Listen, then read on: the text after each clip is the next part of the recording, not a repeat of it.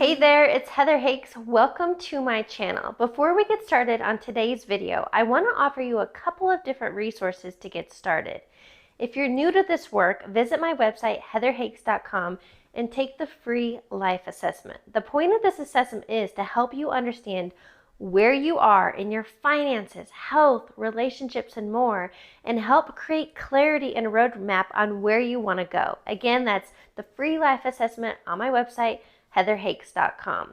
If you're ready to deep dive and just get started, I've created a self-study online course all about mindset and manifesting. It's ready for you when you are. And finally, if you want to go even further and deep dive and have quantum leaps in your life, I offer one-on-one coaching. And to see if it's right for you, you can visit heatherhakes.com/coaching and schedule your free discovery call. All right, let's get started and dive into today's video. Welcome to today's interview. I've brought on Jennifer Bloome. Jennifer, welcome. Thank you. I'm delighted to be here. Please give listeners a little background. Where do you live and what do you do? So I am here in Minnesota. I am just south of Minneapolis, St. Paul, and I am a soul abundance guide. What I do, the heart of what I do is help people to reawaken and heal their soul money relationship. Which, well, and we've already been talking for a bit already, and who doesn't like talking about money? I think the majority of people want more of it. So what I really want to deep dive today are what are those blocks that are keeping us in a situation of not the full abundance that we're entitled to, because we're part of the divine, we're part of higher consciousness. It's God, whoever living through us, wanting to express. And I've always believed in a message I got when I did ayahuasca like a year and a half ago, is that all limitations are self-imposed. Yes. So please give us a little background. You went through bankruptcy to discover all of this. I did. You know, isn't it interesting how we don't always listen? I mean, the universe was really trying hard to get my attention around money and around these other issues. And so I started a business in 2001. And in the same year that I started my business, my husband was unemployed. And we did this dance together of starting the new business, unemployed. Where was the money going to come from? I had 3 young children at the time. And it just, you know, it was a challenge. It was a real challenge. And we ended up with surgeries that were done without insurance, all of that. So you could kind of look and say, well, these are the pillars. These are the reasons why I went through bankruptcy. But after I went through bankruptcy, what I realized was it had nothing to do with any of that. What it had to do with was when I started my business, I was feeling very self-conscious about being this person who was offering a service. And I wanted to have I wanted clients to come to me to prove that what I was offering was good and worthy. So I was really quiet. I didn't market very much. Well, what happens when you do that? You don't get any clients, right? So, well, and I had some, and it was okay business, but it was not enough to support us as a family. So what I really took from that was I was trying to prove my worth through my work. I was trying to prove that I was good enough based on the money that was in the bank account. And that's just not how the equation works at all. So as I became aware of that, I started to ask questions like, okay, so if my worth doesn't come from my money, where does it come from? If my worth doesn't come through creating transformation for other people, where does it come from? And that led me to this really deep understanding of soul. And that led me then to learn really what money is all about. Okay, so 2 questions. I want to know more about this soul idea. But what I hear you saying is, and I think it's a societal conditioning, that we are expecting or seeking external things to validate us. So an external condition, a relationship, money, fame, working up the corporate ladder. If we achieve these things, then we will feel in love, worthy, abundant, whatever. But it's actually flipped. when we feel worthy, in love, abundant, then the external reflects that internal perspective. Exactly. Uh, I think, society sort of says to us, well, you come to the planet and you're this empty container, and you need to prove that you're worthy. You need to earn that worthiness. And there are a lot of conspiracy theories that we get into as to why that happened.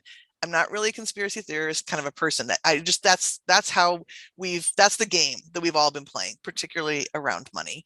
Yeah. And so we end up, it's like we're one giant hole, and we're trying to fill that hole with whatever we can, whether it's money or that trip up the corporate ladder, or whether it's having children, or whether, whatever it is that we want to have.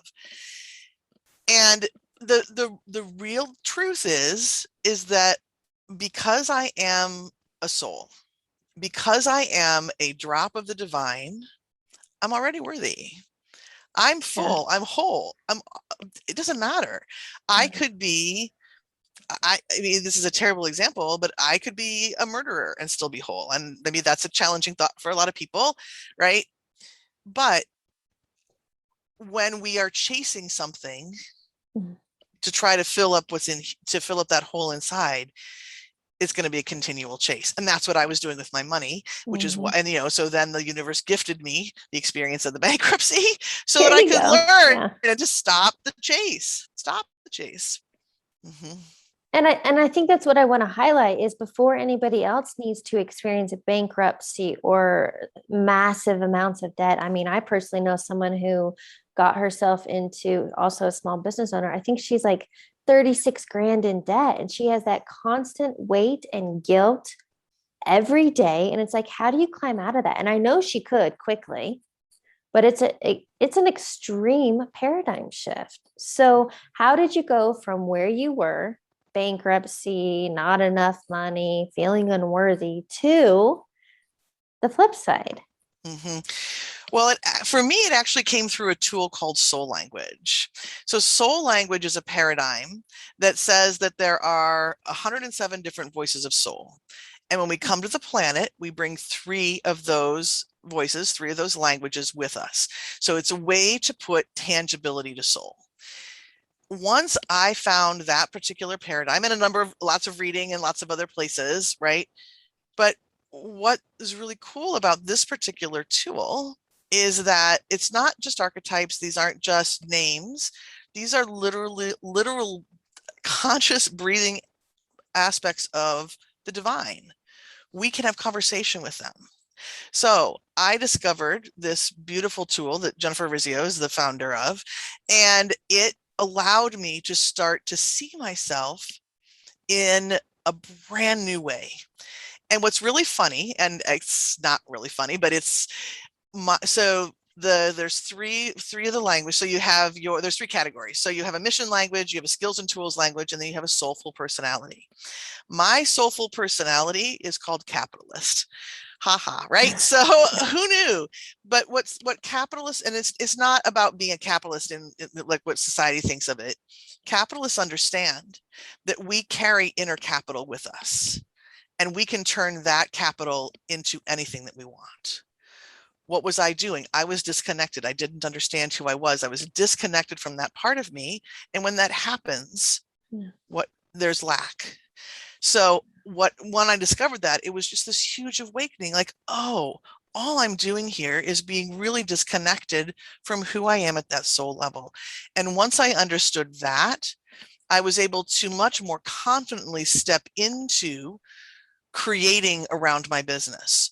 I was able to much more confidently look at, my husband and my family and say, okay, we need new ways of thinking here. We can bring money in amazing ways. And it did. It happened in so many, from the dentist who gave us free services to money coming from sources we could never have imagined. Things started flowing in brand new ways to refill the coffers, so to speak, and move me in a direction of beginning to teach about what I had learned. So a word I highlighted that you said is disconnection. And I really felt that. And so I feel like the listeners will understand that too. I think most of us are so disconnected from our internal self. And I love the meme. I saw it maybe on Instagram or something. It's like, how funny for what humans are truly seeking. They're looking all outside of them, but actually the key, what they're seeking is already within. But and it's like you can go for years and decades, right? Being disconnected, seeking external validation, all these things, if you would just go within, connect. And a great tool for that is meditation. I think journaling is another great way. How did you reconnect? Nature. That is my big thing. Whenever I am out in nature, right, the abundance is, how can you miss it? Right. And again, up here, we've got an abundance of seasons. We have an abundance of snow, but then you have snow, you have ice, you have all of these amazing, beautiful formations. So what that allowed me to do was a couple of things, one of which was to just literally surround myself in abundance. It gave me a way to physically feel something that I couldn't feel from my bank accounts yet. And when I'm out there and I'm connecting and I'm pausing and I'm connecting inward, I could really feel, sense that I was part of something bigger. And I was raised without any kind of religion. And I think I went to Sunday school for a year and I sang in the choir, long enough to sort of get the God is this old white man with long beard who's judgmental plugged into me. Right. But I had never felt that before. I'm sure I had glimpses of it here and there, perhaps when my children were born, that kind of thing, but I wouldn't have ever been able to explain it. Right. So yeah, for me, it's that connection with nature and being out in it and feeling it. Well, and I completely resonate with that as well. I live in Colorado. This is where I'm from. I've lived in a few other states, but for me, there's something about the mountains, the smell of the pine. I love snowboarding and just gliding. I feel joy, peace, ease, and this flow. And so what I want to offer for the listeners, you have that thing, whatever brings you joy, flow, ease. It could be dancing, cooking. A lot of times it comes from creativity and artist or woodworking, whatever it may be. But I just highly suggest do more of that to connect to the flow and the ease of life. Right. And there were days, at that time, my business wasn't big. So I would have hours. I would literally spend 3 hours just sort of wandering the banks of the Mississippi. And I had to get to that space where I could allow that feeling of flow to return.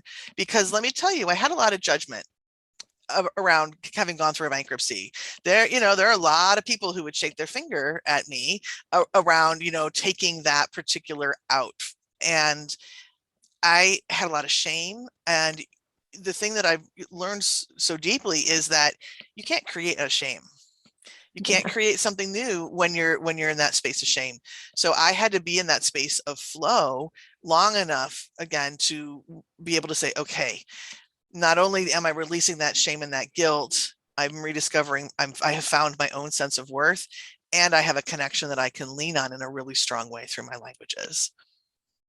Can we share, you told me that money is relational, not transactional. And so maybe let's kind of talk about societal's conditioning and programming around money, that you have to work for it, you have to earn it, it's hard to come by. Everybody has their stories that they came from. Yes, absolutely. So most of us, when we think about money, think about the transactional nature of it, meaning I work a certain number of hours, or I want bananas at the grocery store, so I have to give them a little bit of resource. And there's nothing wrong with that. That's actually a piece of the puzzle. There's that transactional piece. But we tend to think that that's where money, that's how we generate money. And there are all of these hard and fast rules about, no pain, no gain, work your fingers to the bone, all of these phrases that are running around.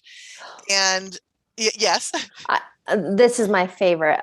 You got to hustle and grind. You got to struggle is the way. And it's like, who the fuck thought that was a good idea? The people who thought that was a good idea were the people who earned from that, right? If all the people underneath are hustling and grinding, and I'm receiving from that, then it behooves me for that to continue, right? Conspiracy Yeah. therapy, right? But you Yeah. know, and again, does it matter where it came from? I don't think so.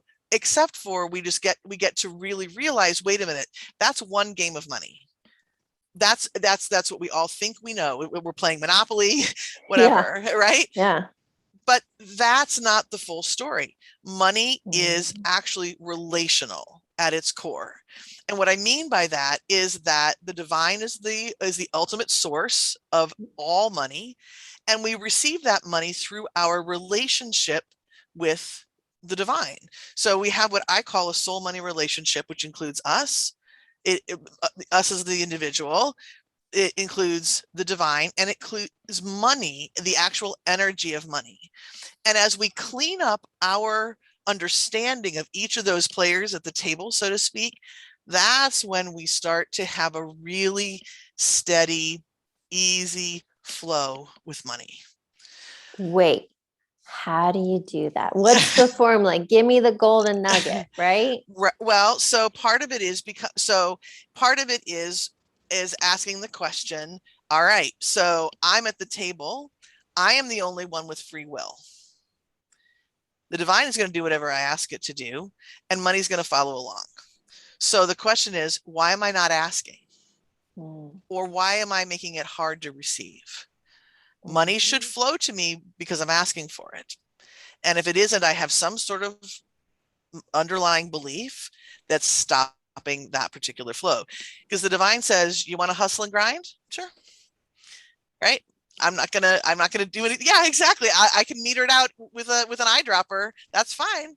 You know, so so I think that the very first step to take is knowing you're the one who's in control, because we've been conditioned to believe that money is the one in control. I have to prove, I have to earn, I have to blah blah blah blah blah blah blah, and then money will be blessed. Then I'll be blessed with money. Or I have to prove myself to the divine. The divine doesn't care. It's just going to do what you ask. Now, I think something that's really important to mention here is that, you know, there's a lot of talk about manifestation and creation versus, you know, all of sort of the systems of oppression that have been layered in, and privilege and all of that. And so I just want to say that those are part of the equation, right? We have a set of beliefs based on the experiences we've had, the experience our parents have had, our grandparents, however many generations back it goes. And so when you have some of those internalized beliefs that the rich get richer and the poor get poorer, or it doesn't matter what I do, it's all going to get taken away. It doesn't matter what I do, they're always going to hold me back. Whatever that is, those are all pieces that are going into your specific relationship with money and need to get addressed. Okay, so what I just wrote down, because you've said it many times and I keep hearing it in my head, I'm like, all right, I'll say it. The big word here is our beliefs. And something I talk about often is a thought cycle. And that is our thoughts create our emotions. And then again, beliefs are just thoughts you keep thinking. But thoughts create our emotions. Those lead to the actions or inactions we take, and ultimately our results in life. So if we're sitting in bankruptcy or debt or lack or not enough, backtrack to our thoughts, but even I think further would be those beliefs. And so I think this is a lot of becoming self-aware, right? You have to ask the questions. You do have to ask the questions. And the reality is these beliefs come in early and they come in hard. Before the age of 7, our subconscious is wide open. We take in anything, and that includes the being in utero and experiencing emotions from our mother. It includes everything that's coming down that maternal, matrilineal DNA line. So again, before 7, subconscious is wide open. Anything that we hear, we take on as truth. And the thing that is funny about our brains is that it wants to follow the truth. So even if let's say I learned that money destroys relationships. Let's say that I had parents who fought all the time and it was always over money and they get divorced. Not my story, but it's a common story. So I learned that. And then what I want is consciously I want to be married, and consciously I want to have this really great bank account. But here I am, I'm going to step into marriage, but my brain's going, danger, danger, danger. You can't have both. So either I destroy the money side or I destroy the relationship side, because my brain is saying that you can't have both. So we have to get really self-aware. We have to start asking questions, and then we're able to rewrite those beliefs so that we can have what we consciously are asking for. This is also what I love, little easy gimmicks or memes, but this is pull the weeds and plant new seeds. Right. Because I do believe, and many out there say it, that our mind is our garden, and literally whatever thoughts we think are seeds being planted, it doesn't care. It's not deciphering, the subconscious. And so if you want, go back to the results, if you want a different reality, money or any relation part of life, you got to plant new seeds. And so is this as easy as becoming aware and thinking new thoughts? Is it that easy? It's easy, but it's not necessarily simple. Or Yeah. is it it's simple, not necessarily easy. I guess that would be the way I would say it. Okay. Right. It is. That's all that it really takes. And at the same time, we have to have some sort of a system to allow ourselves to bring in and hold those new beliefs long enough that they become part of our lexicon. Right. There's all kinds of energy medicine tools that you can lean on to do that. EFT is the one that I tend to do, so that it just makes it that much easier to be able to bring that belief into being. So something I relate to often dealing with mindset is you got to work it out just like a muscle. You got to do the daily reps. This is daily disciplines. And I think an easy one, have you had experience, or do you do affirmations? Yes. Napoleon Hill calls them auto suggestions, right? So, but that's a conscious reprogramming. You say it enough, it's going to change. Right. And I think that, there's a couple of caveats for me with affirmations. The first is, and this is part of my daily routine, the first thing I do is to do something that creates joy, because I want what I'm saying to be at that same vibratory level as divinity, right? So love, joy, all of that. I get up there. Yeah. And then that's when I start, I might be using affirmations. And I'm careful, because as soon as they start feeling not so good, that's when I stop. Because you can repeat it 1,000 times, but if every time you say it, your body goes, no, all you're doing is deepening the groove of the old pattern, right? Okay, so what I understand you saying, and yeah, you're right. If you're just saying the thing, but you're not backing it with emotion, so that's the whole in a manifesting equation I talk about. Our thoughts are the energy putting it out, but your feelings and energy is the emotion bringing it back to you. So you can't just say I'm healthy, I'm wealthy, wealthy, wealthy, but you feel poor. Right. You've got to think, speak, and act as if. So you're right. It wasn't just one part. Right. But again, affirmations can be a lovely tool. I mean, that's one thing that can be helpful. But I think that, and again, where I start to, what the other piece that I think is really important here is when we come from that foundation of understanding ourselves as soul and divinity. Because when we're just, in quotes, doing the mind work and we leave out that soul piece, it just makes it harder, I think. So would you consider, because a lot of times I talk about a trifecta, mind, body, spirit. Can you interchange spirit with soul there? So that way you're getting your mind, body. So you're getting that trifecta. Yeah. Yes. Yeah. And I think it's an important part. And I think that it also allows us to be able to start to separate, because as we grow up, we have goals and visions and dreams, and they don't always last. Yeah. Right. And so the more that we can connect at that deeper level, at the heart level, at the soul level, we get to stop and say, all right, when I was a little girl, I wanted XYZ. When I was a little boy, I wanted XYZ. What do I want today? Yeah. And give yourself permission to let go of whatever it is that, is no longer making your heart sing, and stepping into something. The older I get, the more I want money for experiences, right? I do want that house on a body of water, but I want experiences, and I want to do them with my family. That's what I want money for. In earlier years, there would have been a different answer to that question. And Okay. so I was yeah, just going to say it's a yeah. perfect segue for something we talked about before recording is this, we all have desires and yearning, but not yearning, we'll remove that. But we all have desires. And so you helped me to better understand a difference between an ego desire, which would be yearning. I really want whatever because you feel lack, versus having a desire because it's connection and it feels good. So maybe could you discuss that further?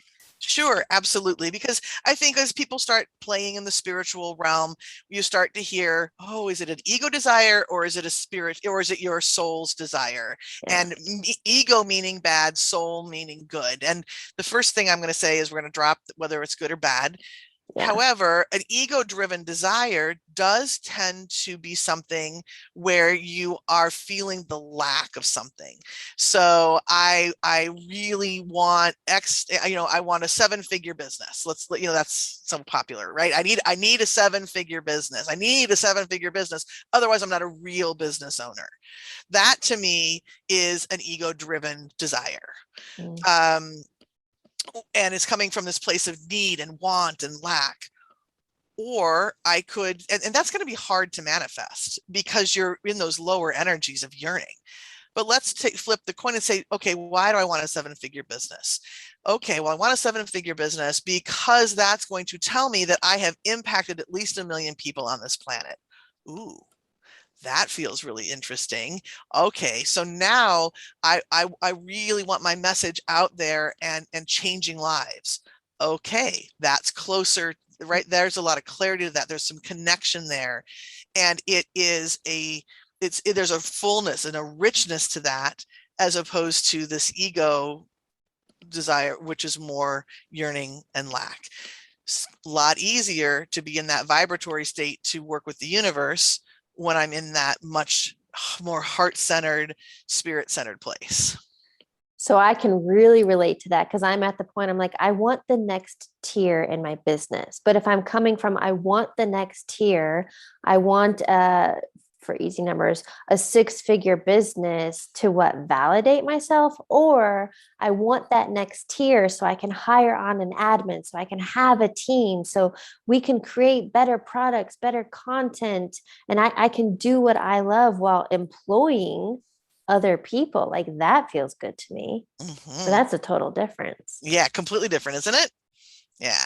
And I think that we get a really simple way to say that is, all right, I want what I want, and why is a good question.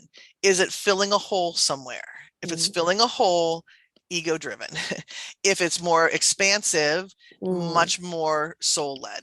I like that. Expansive is the word. Versus feeling a hole. Yeah. Okay, so I want to excite people about money. So what advice do you want to give, or like a 3-step process to help shift their mindset, shift the paradigm so they can become excited about money, that money is their friend, they want money around, to have this whole new dialogue and excitement and high vibe energy so they can be in that flow state? Yeah. So first of all, whatever's happening, and this is an Abe thing, and I just absolutely love, the first thing is everything around you is old news, right? Whatever's in that bank account, whatever's there, that's thoughts from yesterday. You get to push that away. Divinity, money is your birthright. Having whatever abundant level you want is your birthright. Anything less is what you can have it at whatever level. It doesn't mean you need to have a certain amount, but money is part of your birthright. You deserve whatever you want, and you come whole and complete. You can have it. You can have it now. It's a matter of asking and allowing yourself to open up and receive it. Yes, I love that. That excites me. And so when something feels good, and it's like, okay, now take the inspired action because I'm feeling good. Now go send that marketing email because I'm feeling good, not out of obligation, hoping to get something. Yeah, exactly. Nice. Okay. Exactly. Yes. From our conversation today, what is one key takeaway you want listeners to get regarding money? I really want people to hear and begin to separate the resource of money from what you've learned about money. To be able to say, any of that money is dirty, money is bad, money's going to turn me into this terrible person, anything, right? To be able to start to clean that off and let money just be this shining, beautiful light, because that's what it is. It's divinity, right? It's light. Wait, you have to say how you shared it with me, that think about money, because we're talking about resources, right? So we live on Earth, we live on a planet full of resources. Right. Money it can be the same resource as oxygen or sunlight. Yeah. And Easy nobody's sitting there going, oh my gosh, I don't think there's enough oxygen. I can't have this next breath. Nobody's saying that. Oh, it's been too sunny. I need to come in my house and close all the blinds, right? Yeah, I'm not worthy of that sunlight. Nope, absolutely not. We soak it up whenever we want. Woo! And right? Yep, absolutely. Mm-hmm. I love that. Okay, so I'd love to ask you a few rapid fire questions to wrap up the interview. You bet. First one, what is a quote or motto that you live by? We are all one. And that's not lip service. I truly believe that we are all connected. And how I treat others I'm going to do that how I want to be treated. And I'm going to briefly summarize, but the infamous Marianne Williamson quote is, that we are powerful beyond measure, and you dimming your light is not in the service of anyone else. So right. Stand up, show up, and take that money. Mm-hmm. Yeah. Okay. What is a book you're currently reading or highly recommend? So let's see. So I have two books. One of which is I am reading This Tender Land, really beautiful book by a Minnesota author, lovely. And I just recently got from Amazon a book called Relax into Wealth. I'd never heard of it before. Very easy, very short chapters, very much this idea that we should really be able to receive with ease, that it really, we're not meant to struggle. So that's my other book that I'm working my way through. That was Relax into Wealth. Mm-hmm.